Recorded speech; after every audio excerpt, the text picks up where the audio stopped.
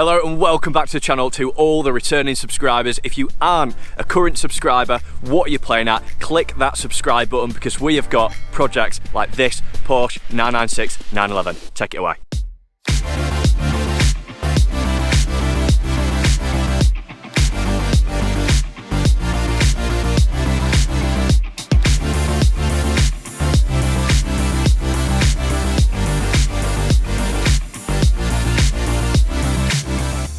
And there we go, for those in the know, it is of course a 911 996, and we've been working on this project now for coming up to about 6 months. It's taken a little bit of time because the parts for this are so expensive, and today is no exception to that. But before we get started, I just wanted to tell you a couple of little things about the future of the channel and this car as well. We have got some very exciting news coming with the 911 shortly, which involves hopefully speeding up the project a little bit. And speaking of projects, there is a new one coming hopefully in the next video, and if you stick around till the end of this video, you never know, I might just throw you a couple of little clues. But enough of what's coming in the future, let's talk about today and the problem that we are hopefully going to be rectifying. This is a problem that I've had almost since I bought the car. The first time I took it for an MOT, this happened and it broke. Thankfully it didn't affect the MOT and it still passed with a clean sheet, but now's the time to fix it. And to be honest, the reason it's taken so long to fix is because I just could not swallow the cost of this part. I almost couldn't believe it. It was a part that I just wanted to buy genuine. There was much cheaper alternatives, but I feel like on a car like this,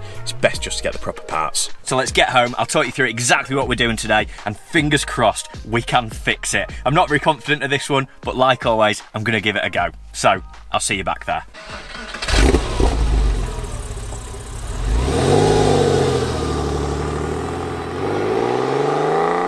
Okay, so to give you a quick rundown of what we're actually fixing here, if you can see there, the window does not actually drop in order to get in the seal. So on a 911, when you open the door handle like that, that is meant to drop, which mine doesn't.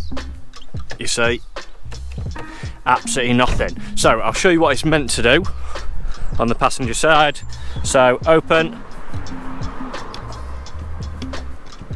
and it's meant to stay open while the door is open, and then when you shut it, see, it just goes up.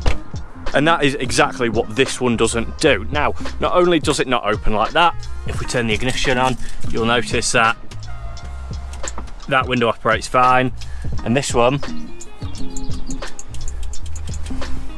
does absolutely nothing. So that's what we've got to fix. So to give you a little bit of backstory about this problem, obviously the window doesn't go down. I did want to make sure I knew exactly what the problem was first, so I have already had the door card off and narrowed it down to being the window regulator. Now, the window regulator in one of these is effectively 2 metal bars across each side, a bit of wire that goes all around it connected to a motor slap bang in the middle. And I have already had this door card off just to double check, because a window regulator in a genuine Porsche part is quite an expensive thing, and I wanted to make sure that that was definitely what had broken. And I was proved right pretty fast, because once I got the door card off and I could see through into where the regulator was, the actual metal wire in mine had just completely snapped. So there's no wonder it doesn't work.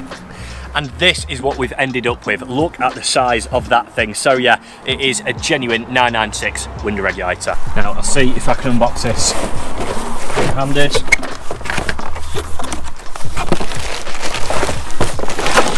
There we go. So as you can see, we've got the 2 metal bars where the motor attaches to, and the cable which runs all the way around these little pulleys, and that effectively is what puts your window up and down. And this lovely little window regulator comes in at a cost of £210 if you need to do it yourself. Obviously your local Porsche centre will be able to sort you out of any part codes you need. Things like this, I have to admit, I do prefer just to buy genuine, because at least then you know it's going to last the maximum amount of time compared to any sort of cheap copies. So without any further ado, let's try get that on there and get this window working again. It has been broken for far too long and it really causes an inconvenience. The only way you can shut it is by sort of bending this in as you shut the door, like that, which as you can imagine is not good. Now, I've never done this before, I'm definitely not a mechanic, but I'm gonna give it a go, and yeah, let's hope we can succeed. Here we go. So if you move this little airbag clip, there will be a screw hiding behind it. You take off the door handle trim and you pull the door handle back, and there will be another 3 screws, bolts, whatever, just hiding behind these. There is 4 in total that you need to remove. After After doing this, the door panel should just lift up and come off, but make sure to remove any sort of electric wiring that is connected to the door panel and also the cable for the door handle.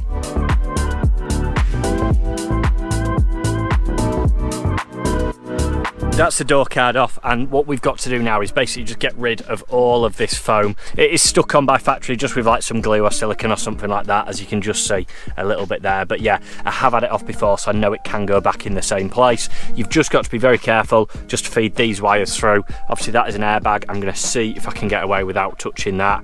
And yeah, hopefully the regulator should be somewhere behind here. I think that's where the motor is. So we'll strip this back and then we'll see what sort of access we've got.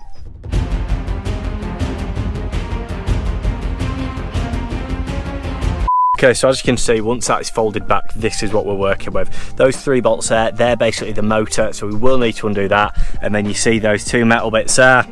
That's obviously what's holding the windows. You can see which bit has snapped, and yeah, those 2 bits are just bolted in from the bottom, so there is just bungs underneath there. So we'll get those out, undo that motor, and just see what else we need to do in order to get this out.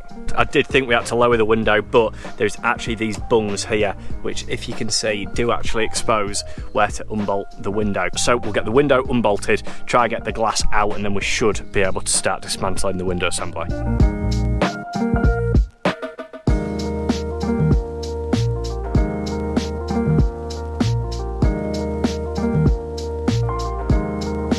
Once you've got the glass out, the rest of it is just little 10mm bolts. There's obviously 3 holding the actual motor in, and a further 4, 2 underneath, 2 on top, that are holding the actual regulator in. Take all these out and the regulator should just sort of fold itself out.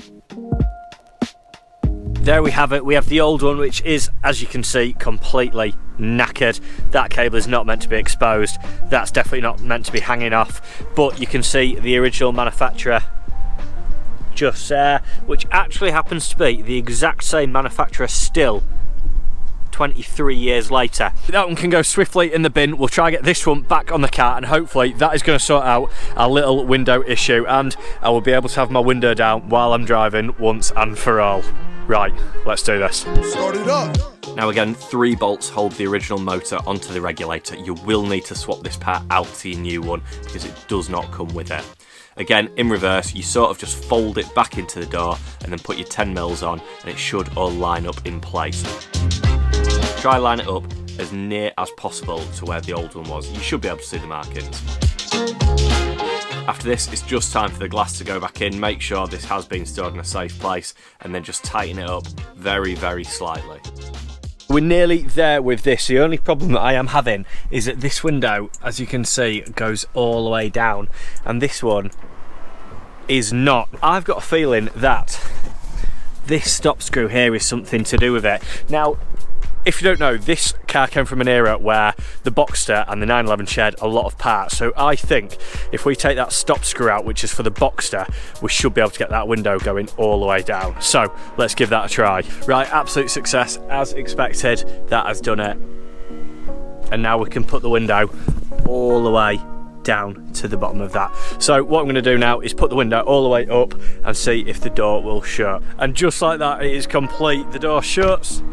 It operates exactly how it should. I'm happy with the panel gaps up here, and yeah, the window goes down. So all in all, a job well done. We just need to start rebuilding this door card, and then we are good to go out on a drive. So let's get this back on and get out on the road.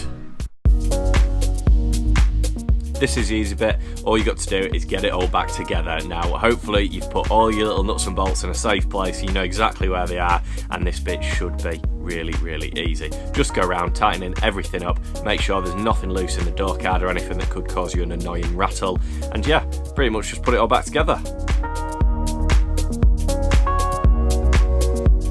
Once the door card's on, it is just on poppers, and then you've got the 4 bolts.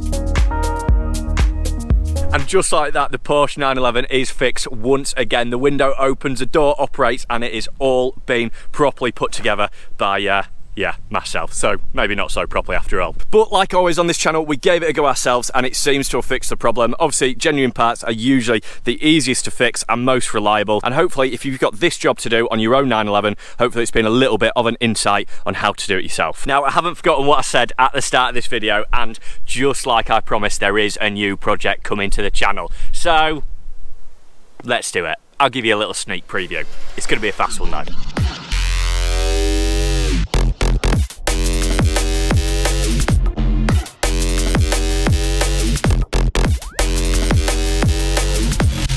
I told you it was going to be a fast one, but you will have to subscribe to the channel. Drop a comment down below what you think it might be. It's a fairly obvious clue. It narrows it down. In the next video, we should be unveiling the next project, and it is the polar opposite of this one. So if you have enjoyed this video and you want to stick around and watch what happens to the 996 and also the new projects coming to the channel, which I am so excited about, then make sure you are smashing that subscribe button. Leave a comment down below any of your ideas of what to do to this car, what you think the new car is going to be, and any of the other cars on the channel. But for now, it's been an absolute pleasure. Thank you for watching the video, and we will see you in the next one. Peace.